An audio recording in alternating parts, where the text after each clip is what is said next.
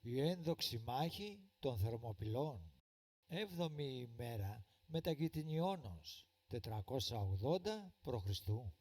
Της Κίνων ρήμαση πυθόμενη. Ήταν μία μάχη που διεξήχθη μεταξύ συνασπισμένης ελληνικής δύναμης υπό την ηγεσία του Σπαρτιάτη βασιλιά Λεωνίδα και του τεράστιου στρατιού της Περσικής Αυτοκρατορίας υπό τον βασιλιά Ξέρξη. Μετά τη συντριβή του Μαραθώνος, η βαρβαρική στρατιά επέστρεψε τροπιασμένη στην Περσία. Ο Δαρείος εξεμάνει πάρα πολύ και διέταξε τη σύσταση νέας πολυπληθέστερης στρατιάς, αναλαμβάνοντας ο ίδιος να ηγηθεί εναντίον των Ελλήνων. Συμφώνως προς τα περσικά έθιμα, ο βασιλιάς, εάν ηγείτο εκστρατείας, θα έπρεπε να ορίσει διάδοχο. Ο Δαρείος είχε 2 γιους, τον Αρταβάζανο από την προηγούμενη σύζυγό του και τον Ξέρξη από την τωρινή σύζυγο και κόρη του Κύρου την Άτοσα. Ο Δαρείος εξέλεξε το Ξέρξη, διότι όταν εγεννήθη ο Ξέρξης ήτο ήδη βασιλεύς, δηλαδή ο Ξέρξης ήτο προφυρογέννητος, αλλά και ο μοιραίος άνθρωπος των γεγονότων που ακολούθησαν. Κατά το 3ο έτος της προετοιμασίας του στρατεύματος, ο Δαρείος απέθανε και ο μοιραίος άνθρωπος ανεβαίνει στον θρόνο, ο Ξέρξης ο Αλφα. Όλος ο μισιελληνικός κόσμος της εποχής εκείνης επιστρατεύτηκε για να υποδουλώσει την Ελλάδα, δια πυρός και σιδήρου. Γράφοντας αυτές τις γραμμές θυμήθηκα εκείνο που έγραψε ο Ηρόδοτος στη Πολύμνια. «Πολλοί μεν άνθρωποι ή εν ολίγοι δε άντρες». Δηλαδή υπάρχουν πολλοί άνθρωποι, λίγοι όμως άντρες. Ηρόδοτος, Ιστορία Ζ10. Εδώ όμως πρέπει να αναφέρω τα εξής. Όταν ξεκινά κάποιος να αφανίσει έναν άλλο χωρίς λόγο, αυτό δεν είναι ανδριοσύνη, αλλά τερψιπροκτοσύνη. Όταν όμως θέλει να τον αφανίσει για λόγους ζηλοφθονίας, επειδή έδωσε φως και γνώση, αυτός ο άνθρωπος πέφτει πολλά σκαλοπάτια και γίνεται υπάνθρωπος. Τέτοιος ήτο ο Ξέρξης και οι όμοιοι του Μαρδόνιος, Μαρδοχάη, Εσθήρ, Μεγάβιζος, στρατηγός, και ο αδελφός του Ξέρξη, Σμερδομένης, στρατηγός, Γέργης και Τρινταχέμης, επίσης στρατηγοί, και οι ναύαρχοι Αριαβίνης, Πριξάσπης, Αχεμένης και ο αδελφός του Ξέρξη. Θα ερχόταν τότε ο αντιπρόσωπος του σιωνισμού και της παγκοσμιοποιήσεως. Έλθοτε και πυρώσωτας Αθήνας, δηλαδή να κυριεύσω και να κάψω την Αθήνα. Από φωτιά λοιπόν θα περάσει την Ελλάδα ο υπάνθρωπος. 2 συγκλονιστικά γεγονότα, αποκαλύψεις, λαμβάνουν χώρα και τα σχέδια του υπάνθρωπου μαθεύονται στην Ελλάδα. Βλέπετε, όταν υπάρχει ενότητα απλώς νικούμε. Ας δούμε με ποιους τρόπους μαθεύτηκε η όλη επιχείρηση στην Ελλάδα. Α. Ο Θεμιστοκλής του Νεοκλέους, Αθηναίος στρατηγός και μαραθωνομάχος, αναλαμβάνει την ηγεσία των Αθηναίων, διότι οι πολιτικοί δεν βοήθησαν και δεν αναλάβανε κανείς τους την στρατηγία. Παρετήθησαν των αξιωμάτων τους και η Αθήνα έμεινε ακυβέρνητη. Ο Θεμιστοκλής διεκδίκησε την εξουσία, όλα τα αξιώματα. Κάποιος επικίδης εστάθη εμπόδιο του Θεμιστοκλέους. Ο δημαγωγός αυτός εξηγοράστη χρημάτων και αποσύρθη. Τι άλλο θα έκανε ο δοτός αυτός δημαγωγός, μόλις είδε τα χρήματα? Αμέσως ο Θεμιστοκλής συνέστησε μία καταπληκτική υπηρεσία πληροφοριών. Αρχηγός της ήτο ο βασιλεύς των Μακεδόνων Αλέξανδρος ο Β' του Αμίντα, ο οποίος έδωσε την μεγάλη πληροφορία για την αλλαγή του δρομολογίου των βαρβάρων όταν κατέβαναν προς την Θεσσαλία και ειδοποίησε πως θα διέλθουν μέσω της χώρας των Περεβαιών δίπλα από την πόλη Γόνη, και έτσι δεν απεκόπησαν τα ελληνικά τμήματα στη Θεσσαλία και επέστρεψαν στον Ισθμό. Β. Εκείνη την εποχή ζούσε στην Περσία εξόριστος ο πρώην βασιλέας της Σπάρτης, Δημαράτος. Βλέποντας όλες αυτές τις προετοιμασίες και δεχόμενος την υπερηφάνεια του Ξέρκ για το τεράστιο στράτευμά του, θα πάθεις καταστροφή. Μετά το γεγονός αυτό, ο Ξέρξης διέταξε να είναι πιο προσεκτική η διαμονή του Δημαράτου στους φρουρούς που φιλούσαν την οικία του πρώην βασιλέα της Σπάρτης. Η ελληνική ψυχή δεν ησύχασε. Έπρεπε να ειδοποιήσει με κάποιο τρόπο την πατρίδα του και βρήκε. Έλαβε μια ξύλινη πινακίδα και ξύνοντας το κερί της χάραξε στο ξύλο το μήνυμα που έχισε επάνω στα γράμματα το κερί και με αυτόν τον τρόπο η πλάκα εφαίνεται άγραφη. Έτσι δεν εκκίνησε τις υποψίες των φρουρών στη Βασιλική Οδό. Ακολούθως βρήκε τρόπο η ξύλινη πινακίδα έφτασε στη Σπάρτη. Οι Σπαρτιάτες δεν κατανοούσαν γιατί ήλθε η πινακίδα αυτή στην πόλη τους και τι εσήμενε αυτή η κίνηση. Η σύζυγος του βασιλέως Λεωνίδα του Α, του Αλεξανδρίδη, η πανέμορφη και πανέξυπνη Γόργο, κόρη του Κλεομένους, κάτι υποψιάστηκε και είπε να ξυθεί το κερί, μήπως κάποιος στέλνει μήνυμα. Η γνώμη της βασιλίσσης ακούστηκε και σε λίγο διαβάζω το μήνυμα. Οι εξελίξεις ήσαν ραγδαίες. Ένθετο Ανζήτα 239. Οι αγγελιοφόροι έφυγαν για την υπόλοιπη Ελλάδα και οι Έλληνες άρχισαν να προετοιμάζονται πάλι για να υπερασπιστούν τα όσια και τα ιερά τους. Ας έλθουμε τώρα στα της εκστρατείας του Ξέρξη κατά της πατρίδας μας, που όταν θα έφτανε στην Ελλάδα, όπως είπε, και ο ίδιος θα μας αφάνιζε. Γνώριζε με ποιους είχε να κάνει? Η απάντηση είναι ναι. Ναι, διότι εκάλεσε όλους τους ευγενείς της Περσίας και τους ανήγγειλε την απόφασή του. Ορισμένοι ήσαν συγκρατημένοι και υπεχώρησαν. Ο μόνος που είπε την αλήθεια ήταν ο θείος του, αδελφός του θανότου πατρός του Δαρίου, ο συνετός στρατηγός Αρτάβανος. Ουδεμία σχέση με τον Ικρανό Αρτάβανο τον Έψιλον που δολοφόνησε το Ξέρξη το 465 π.Χ. Ο συνετός Αρτάβανος εξέθεσε την αρνησή του προς τον ανιψιό του και βασιλέα του Ξέρξη, λέγοντας του πρόως: οι Έλληνες θυσιάζονται για την πατρίδα τους χωρίς να λαμβάνουν δώρα ή χρήματα και σε ανάλυση, επειδή δεν θα εισακουστώ, θα μάθεις από κοντά με ποιους έχεις να κάνεις.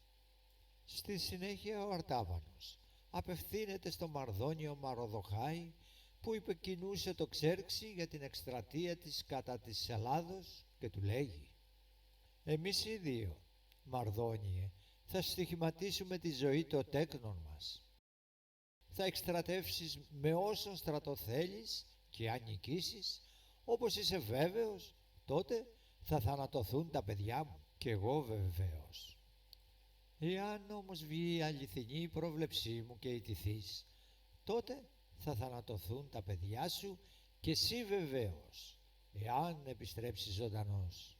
Εάν τώρα δεν συμφωνήσεις με την πρότασή μου και επικρατήσει η γνώμη σου να ηγεθείς του στρατού μας στην Ελλάδα, τότε μαντεύω πως θα ακουστεί το νέο ότι ο Μαρδόνιος μέγα κακό προκάλεσε στην Περσία και το σώμα του έγινε λία των σκύλων και των ορναίων κάπου στη γη των Αθηναίων ή των Σπαρτιατών ή καθοδόν προς τα εκεί.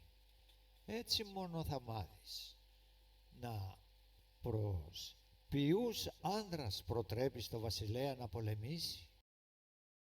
Προφητικότατος και λογικότατος ο Αρτάβανος, στρατηγός των Περσών, και θείος του βασιλέως Ξέρξη. Την διάλεξη, πράγματι, του Αρτάβανου μας διασώζει ο Ηρόδοτος. Ηρόδοτος Ιστορία, Ζ10. Ο Αρτάβανος δεν εισακούστηκε και κάποια μέρα ο στρατός του Ξέρξη ήταν πανέτοιμος να εισβάλλει στην ιερά γη των Ελλήνων. Μαζεύτηκε όλο το κακό συναπάτημα της Ανατολής, κάθε λογής απίθανου λαού, όλοι εναντίον του αιώνιου φωτός και της ροής της ζωής. Ακούστε τα ονόματα των λαών. Φοίνικες 108, Χαράσμι 109, λαός στα σύνορα Ικρανίας Παρθίας. Γανδάρι, λαός της βορειοδυτικής Ινδίας μεταξύ Ινδού ποταμού και του Σουάστη. Δαδίκες, λαός της Ογεδιανής μεταξύ Ιοξάρτου ποταμού και του Ιμάου Όρους. Σαράγες, λαός της περιοχής Αρμενίας Παρθίας. Ούτι, λαός της περιοχής Αρμενίας και Μηδίας. Μίκη, περσικός λαός αγνώστου θέσεως. Ηρόδοτος Γάμα 93. Φάκτιες 115, άγνωστος λαός της Κινθίας, όμορος των Αρκτίων και Λελιών. Καβιλέης, λαός της νοτίου Μικράς Ασίας μεταξύ Λυκίας και Παμφιλίας. Ηρόδου Γάμα 90. Ματιανή, λαός δυτικός της Κασπίας μεταξύ Αρμενίων και Κισίων. Μόχη, λαός του Ευξήνου Πόντου πλησίων της Κοχλίδος. Ηρόδοτος Γάμα 94. Εφίωπες, Λίβοι, Τιβαρινοί, λαός του Πόντου, άνοικαν στον ένα το φορολογικό νομό των Περσών. Μοσίνικοι, λαός του Πόντου. Λίγνες, γνώστου θέσεως λαός της Σογδιανής κλπ. Πράγματι φίλοι και φίλες, το κακό συναπάντημα, οι άγνωστοι λαοί εναντίον του λαού της γνώσεως και της αρετής. Όπως αναφέρει ο εξαίρετος καθηγητής και διαπρεπής Έλλην Κωνσταντίνος Πλεύρης στο έργο του «Οι Βάρβαροι». Εκδόσεις Νέα Θέση, Αθήνα 1994, σελίς 55. Επρόκειτο περί αγριανθρώπων, άσχετον με τον ανθρώπινο πολιτισμό. Μπροστά στη γνώμη του κυρίου Πλεύρη σιωπούμε, διότι όπως δείτε στις σημειώσεις επρόκειτο πράγματι περί αγριανθρώπων. Άνθρωποι οι οποίοι έκοβαν με πέλεκι τα πόδια του αλόγου τους επειδή εσήκωσαν τα πίσω πόδια λόγω φόβου από κάτι διερχόμενο ή μεγάλο θόρυβο. Θεωρούνται πολιτισμένοι. Τέτοιοι υπάνθρωποι θα υποδούλωναν το αιώνιο φως. Οι βάρβαροι επί μία εβδομάδα διέρχονται των Ελίσποντων και πλημμυρίζουν τη Θράκη. Στην περιοχή του Δορίσκου έγινε η καταμέτρηση του στρατού και του στόλου του βαρβαρικού Ξέρξη.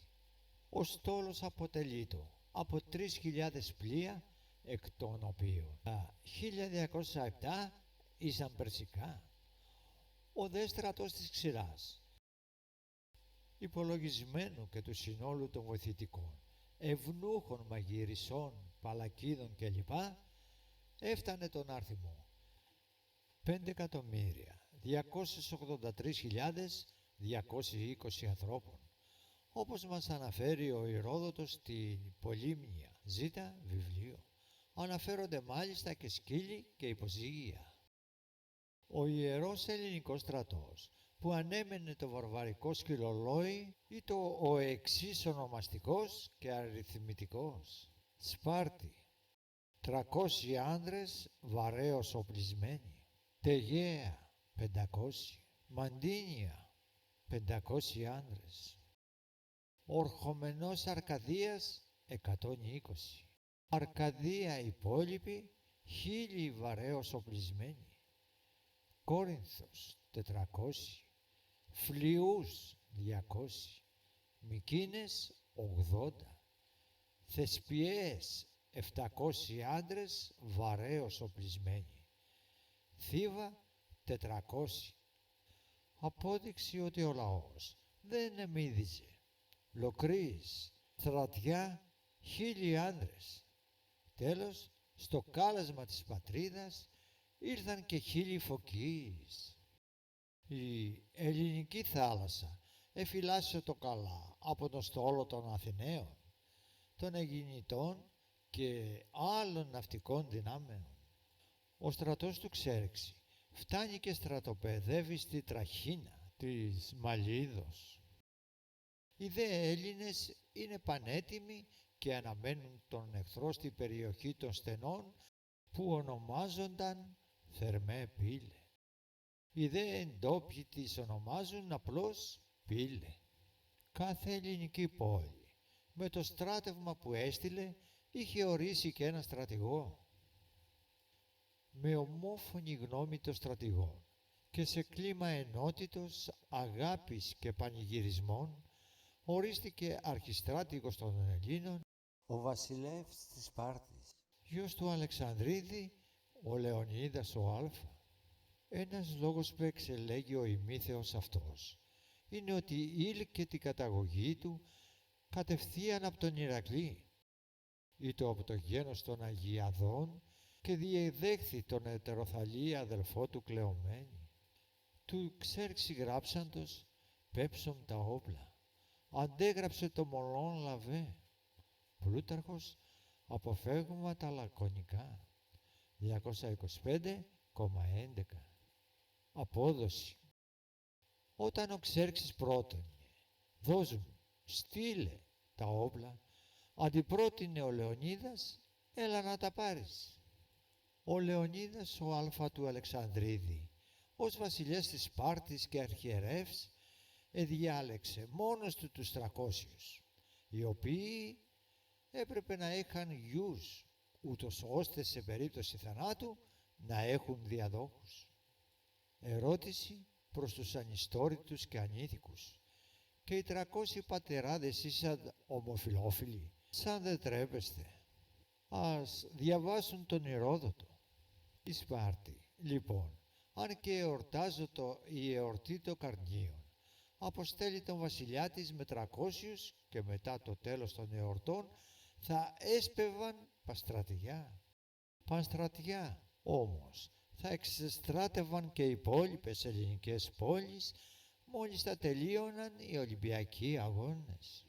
Ο Ξέρξης στέλνει κήρυκες για γη και είδωρ, όχι σε Σπάρτη και Αθήνα, διότι ενθυμείται ότι έπαθαν πριν 10 χρόνια.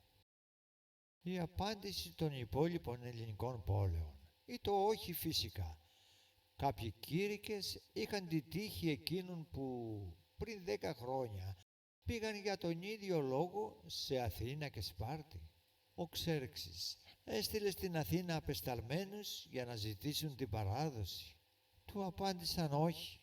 Ο Θεμιστοκλής διέταξε και συνελήφθη ο διερμηνέας Έλλην, γιατί ετόλμησε να χρησιμοποιήσει την ελληνική γλώσσα μεταφέροντας τις προσταγές των βαρβάρων. Για να δούμε τι έγινε σε αυτήν την περίπτωση. Ερμηνεία. Γάρ συλλαβών, διαψηφίσματα απέκτηνε. Εθανάτωσε ό,τι φωνείς. Ελληνίδα βαρβάρα.